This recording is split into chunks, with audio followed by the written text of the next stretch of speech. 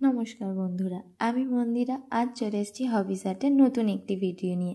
আজ আমরা দেখব কিভাবে শ্রী তৈরি করা হয়।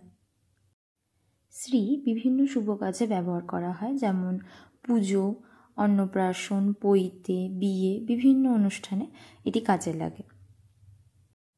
এই শ্রী তৈরি করার জন্য প্রয়োজন আতপ চাল বা গোবিন্দভোগ চাল এবং বিউলির ডাল।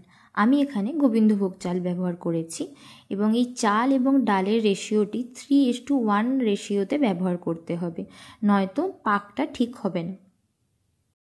শ্রী তৈরি করার জন্য চাল এবং ডালটিকে কিছুক্ষণ জলের মধ্যে ভিজিয়ে রাখার প্রয়োজন আছে।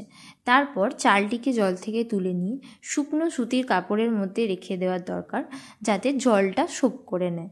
তারপর আমরা চাল এবং ডালটিকে মিক্সিতে খুব ভালোভাবে পেস্ট করে নেব। চালটিকে খুব ভালোভাবে মিহি করে গুঁড়ো করতে হবে এবং ডালের যে পেস্টটি হবে সেটাও যেন খুব মিহি হয়, তার মধ্যে যেন কোনো দানা না থাকে।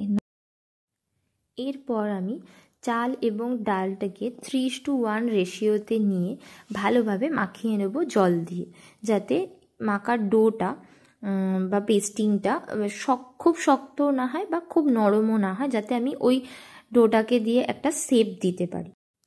এই চাল এবং ডালের ডোটা বানাতে আমাকে মা একটু হেল্প করে দিয়েছে। আমি কালারগুলো দিয়ে দিয়েছিলাম, মা আমাকে এগুলো মেখে রেডি করে দিয়েছিল।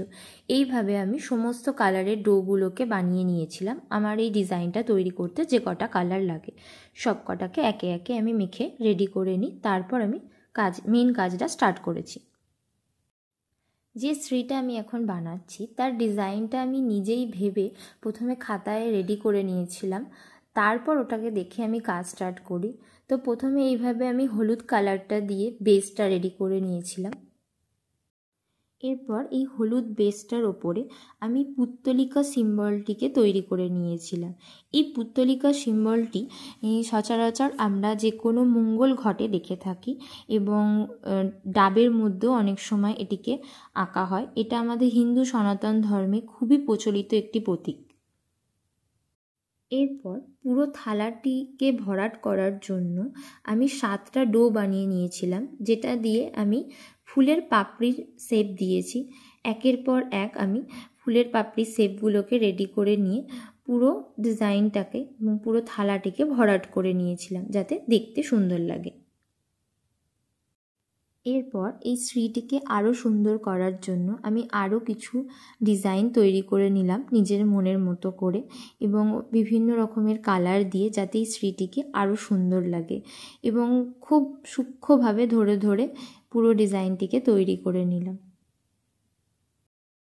এরপর শ্রীটি তৈরি হয়ে যাওয়ার পর এর ওপরে একটু সর্ষের তেল দিয়ে দেওয়ার প্রয়োজন আছে, না হলে এই চাল এবং ডালে তৈরি করা ডোটি ফেটে যেতে পারে।